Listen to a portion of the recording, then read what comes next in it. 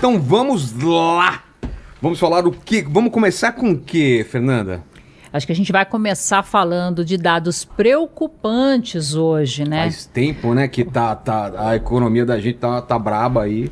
Gente, mas olha, agora realmente ultrapassou todos os limites. Mais de 81 milhões de brasileiros, segundo o último levantamento da Serasa, e o que equivale a mais de 38% de aumento dos últimos 10 anos, estão devendo hoje no nosso país. Isso significa mais da metade do país inadimplente, gente. Esse número só cresceu nos últimos 10 anos. Embora hoje se fale um pouco mais de redução de juros, a gente precisava conversar um pouco com o Cobori para entender o que está acontecendo. Será que a gente está caminhando aí para um país que tem possibilidade de quebra, já que a grande maioria hoje se encontra numa situação devedora? Pois é. E eu não sei vocês, mas eu fico muito preocupado aí, porque por um lado eu fico preocupado, por outro lado eu fico feliz. Por um lado eu fico preocupado que tem muita gente que deve, por outro lado eu fico feliz que eu não sou o único, né? Não é o único, não. Me falaram aí, esses gurus aí da economia, que você tem que ficar endividado para poder crescer. Tem que ficar endividado. Tem que ter dívida, tem que ter parcela para pagar, porque senão você acomoda. Eu acho que todo mundo levou isso super a sério, porque mais da metade do país devendo. Eu tenho um monte de parcela para vender, por isso que eu tô aqui, mesmo enfaixado aqui, eu tô aqui trabalhando, entendeu? Então, e aí, o que será que tá acontecendo? Será que as pessoas estão trabalhando menos? Pois é. Será que é um aumento de crédito? Será que é o juro que tá muito alto? Não sei. Vamos então falar com o Cobori. Tá na linha aí, o querido Romer? Positivo. Vamos lá. Boa noite, Vilela. Boa noite. Explica pra gente, se apresenta pra quem não te conhece, Cobori, e explica pra gente o que tá acontecendo aí. Bom, boa noite. Para quem não me conhece, eu sou o José Cobori, falo bastante sobre economia, política, geopolítica e finanças. Antes de mais nada, boa noite, meu amigo Vilela. A gente se encontrou, vocês estavam comentando lá na cerimônia do IBEST, né? Exato. Boa noite, meu amigo professor. O Cobori também foi premiado, então ele não vai falar, eu falo. Né? Olha só, parabéns. Boa noite, Cobori. Boa noite, Ricardo. Boa noite, Fernanda. Boa noite. Um prazer estar aqui com vocês. Bem, vou pegar o gancho aí do que o Vilela falou, né? Que muita gente aconselha, principalmente no mundo empresarial, que você precisa se alavancar para você fazer os investimentos e crescer, né? Que é o que o Vilela falou. Então, a lógica das finanças é justamente essa, né? Você pode tomar dívida desde que você faça investimentos que gerem retornos acima daquela taxa da dívida que você pegou, né? Então, eu sempre dou um exemplo simples. Você pegou um empréstimo a 10% ao mês, você tem que investir em alguma coisa que vai dar algo mais do que 10% ao mês, senão não faz o menor sentido. Mas os dados que a Fernanda colocou aí para a gente é preocupante, porque é o nível de endividamento das famílias que está crescendo muito, né? E, infelizmente, o nível de endividamento das famílias bateu recorde agora em fevereiro, né? Eu estava atualizando os dados aqui, mais de 80% das famílias brasileiras estão com endividamento, né? E sendo das quais aí que você citou, o nível de inadimplência de mais de 81%, né, de 81 milhões de famílias têm algum tipo de inadimplência, né, e são os dados da Serasa, né, que é o famoso feirão limpa-nome, né. Eu acho que eu já até comentei em algum programa com o Vilela que isso nada mais é do que o próprio sistema tentando desalavancar as pessoas para que elas possam consumir mais lá na frente, né. Você imagine que você tem um nível de quase 80% da renda das famílias já está comprometida com dívida. Se em algum momento a economia como um todo não der um jeito de desalavancar todo esse endividamento das famílias, elas simplesmente vão parar de consumir, né? Então a gente está numa economia movida a crédito. Mas o que é mais preocupante, Vilela, é que a gente está talvez no topo daquele ciclo novamente, que eu já comentei algumas vezes, que a gente chama de o momento Minsky, né? Isso vem do conceito de um economista pós-keynesiano que chama Ilman Minsky. Eu sempre cito o livro dele, chama uma economia instável, né? Que ele diz que é os mercados financeiros que geram as instabilidades que vão gerar uma crise lá na frente. Então eu me lembro que eu estava, na última vez aí a gente comentando bastante, eu estive aí com o Nicolelli sobre a bolha de IA, né? Na realidade toda a economia do mundo todo tá mais ou menos nisso que a gente chama de momento Minsky, que é quando você vai alimentando esse problema do capitalismo, né, essa contradição entre produzir e realizar, do ponto de vista das empresas, né, elas precisam produzir e depois vender. Então, para vender, dado um nível de desigualdade econômica e social e dado um nível de renda muito baixo da grande maioria da sociedade, o próprio sistema capitalista, através do seu sistema financeiro, incentiva essas pessoas a se alavancarem, a se endividarem via crédito para poder continuar consumindo. Só que esse ciclo ele tem um final, né? Justamente a gente pode estar nesse momento MISC, que é quando a grande maioria das famílias já está alavancada e não conseguindo pagar a sua dívida. E um dado preocupante, né? O nível de endividamento das empresas também está num nível alarmante, né? Tem mais de 8,7 milhões de empresas alavancadas no nível de quase inadimplência, né? Isso já ultrapassou os 200 bilhões de reais das empresas alavancadas. Então é exatamente o cenário que o Minsky traça na teoria dele, né? Nesse momento Minsky, onde em algum momento esse castelo que foi formado e levantado sobre essa lógica do crédito, né, para as empresas e para as pessoas continuarem consumindo, a gente pode estar chegando no fim desse ciclo. Então, a grande preocupação é que a gente pode estar aí, junto com todos os outros fatores que estão acontecendo no mundo, vocês devem falar muito hoje também sobre a guerra, né, de vir esse gatilho aí e acabar gerando uma grande recessão, potencializado pela guerra, talvez uma grande depressão mundial, não só aqui no Brasil, né? O pessoal o pessoal no chat está perguntando que caiu alguma coisa aqui, Vilela caiu da cadeira e tal. Não foi isso. Não, foi minha camiseta que caiu. Não, caiu. Eu derrubei aqui a garrafa de água, então esse barulho que o pessoal escutou aí não foi nada grave. Só uma garrafa de água que eu derrubei aqui. Eu ia falar que foi minha camiseta. Não foi. E eu tava dentro dela. Marcília, é contigo. Komori, até você citou a questão da guerra, né? E a gente tem algumas recomendações. Eu vi que até membros da Comissão Europeia estão pedindo para a população tentar trabalhar em home office para utilizar menos combustíveis. E aqui no Brasil já começou a ter algumas notícias preocupantes. Vai ter um repasse, se não me engano, de 55% no preço do querosene. Isso deve afetar bastante, principalmente o setor de aviação. Você acha que esse aumento do preço dos combustíveis, isso pode trazer impactos ainda mais significativos nesse endividamento?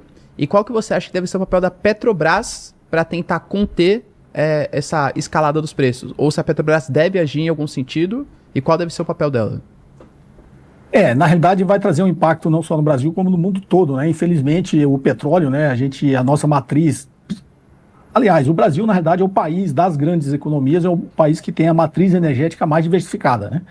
Mas, infelizmente, quando a gente ainda olha, mesmo para o Brasil, a gente ainda depende muito de combustível fóssil, né? Porque combustível fóssil é o que gera realmente...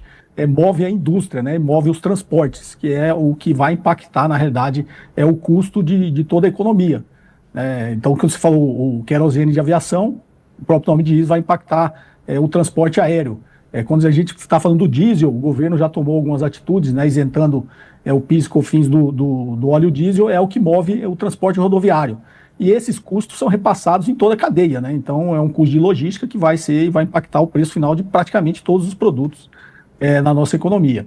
Agora, quando a gente fala na realidade, a grande discussão agora do governo federal com os governos estaduais é que os governos estaduais também deveriam fazer algum tipo de movimento, assim como fez o governo federal no PIS e COFINS, e dar algum tipo de redução ou até isenção de ICMS, pelo menos por esse período que a gente ainda sabe que vai ter uma instabilidade, né?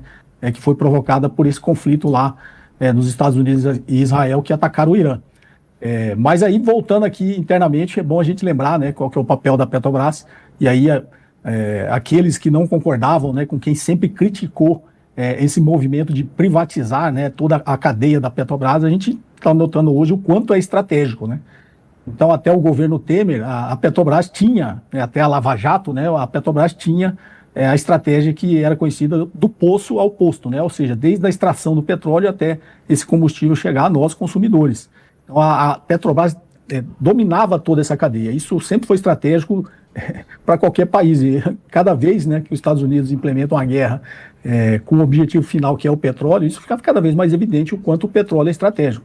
Só que a gente fez a burrice, né, de privatizar várias partes da cadeia do petróleo, principalmente as refinarias e a BR distribuidora. Então, hoje, a Petrobras não domina toda essa cadeia. Ela não consegue determinar o preço final dos combustíveis, né? Se ela dominasse toda a cadeia, ela teria esse papel, pelo menos nesse período, né, de instabilidade no preço do petróleo, uma capacidade maior de, por dominar toda a cadeia, ela determinar o preço final do combustível. Haja vista que, pelo menos, né, na extração de petróleo bruto, o Brasil também é autossuficiente, né? Quando a gente olha, nós não somos autossuficientes porque a gente privatizou nossas refinarias, paramos de investir nisso, então a gente exporta petróleo bruto e importa petróleo refinado, já que a gente não consegue refinar esse petróleo. Então a gente ainda é impactado também pelo preço do petróleo determinado no mercado internacional. Se a gente não tivesse feito essa burrice, né, a gente estaria hoje numa condição melhor de utilizar a Petrobras estrategicamente para amortecer os impactos desse conflito mundial. Cobori, falando um pouquinho aqui do nosso cenário, a gente vê que o governo tem disponibilizado algumas linhas de crédito, pensando até no pequeno empresariado, mas na contrapartida fala em baixar a taxa de juros, mas na prática a gente não enxerga muito esse percentual, não é uma coisa que acende assim uma luz verde. No teu ponto de vista, como é que faz para equilibrar, já que metade do país hoje é devedor, tem a linha de crédito, mas também continua com esse juro alto?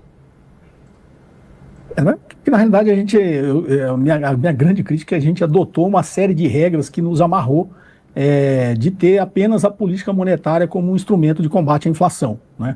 E esse conjunto de regras ficou conhecido como Consenso de Washington, que foi implementado, né, pelo sistema imperialista estadunidense na chamada Revolução Neoliberal lá na década de 80. Né? Então nós somos talvez o país que adotou isso mais cegamente. Né? Então a gente estabeleceu uma série de regras que nos obriga a utilizar a política monetária, principalmente para controlar a taxa de câmbio, né? Para não impactar nos preços aqui internamente no Brasil e dessa forma controlar a inflação.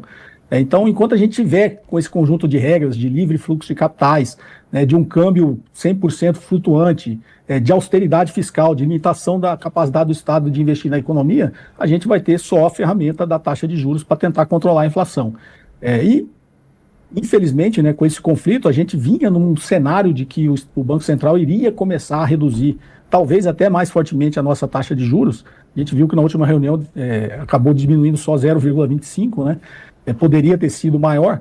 E agora com esse conflito, com toda essa instabilidade que está, principalmente no preço do petróleo, né, que é uma pressão inflacionária para todos os países, inclusive para o Brasil, voltando a pergunta do professor Ricardo Marcílio anteriormente, né, se a gente tivesse a capacidade de amortecer um pouquinho desse impacto, se a gente dominasse toda a cadeia do petróleo no Brasil com a Petrobras, a gente estaria numa condição melhor, mas como a gente não está, a gente vai ter que continuar utilizando a taxa de juros para tentar amortecer os impactos inflacionários. Né?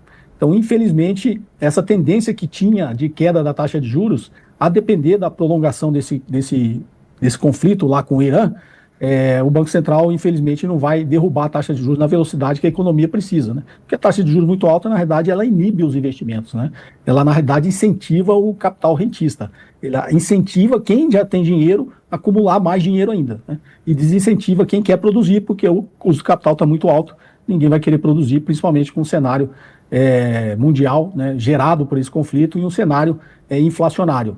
Então, a gente realmente está sem qualquer tipo de ferramenta para enfrentar, né, os desafios que a economia mundial impõe ao Brasil.